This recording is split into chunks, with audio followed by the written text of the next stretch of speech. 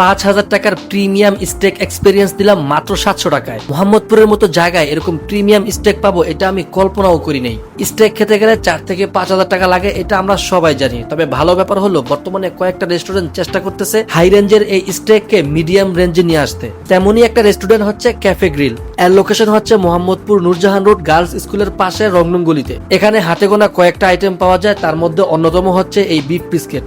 এই beef biscuit 8 থেকে 10 ঘন্টা স্লো কুকের মাধ্যমে রেডি করা হয়, এই জন্য এটার ভিতরটা একদম সফট এন্ড জুসি হয়ে যায়। এটার দাম কাঁচা অবস্থায় 1 কেজি 1200 টাকা, যেটা কুক করার পর হাফ কেজি হয়ে যায়। বিফ বিস্কেটের একটা প্ল্যাটার আছে, এটার দাম হচ্ছে 700 টাকা। এটার মধ্যে 300 গ্রামের আফটার কুক বিফ থাকে, ম্যাশ পটেটো থাকে, বাটার রাইস থাকে এবং সটেড ভেজিটেবল থাকে। বিস্কেটটা খুবই জুসি ছিল, এটা ম্যাশ পটেটো দিয়ে খেতে খুবই মজা লাগতেছিল। তাছাড়া বাটার রাইসের সাথে ওটার কম্বিনেশনটা জোস লাগছে।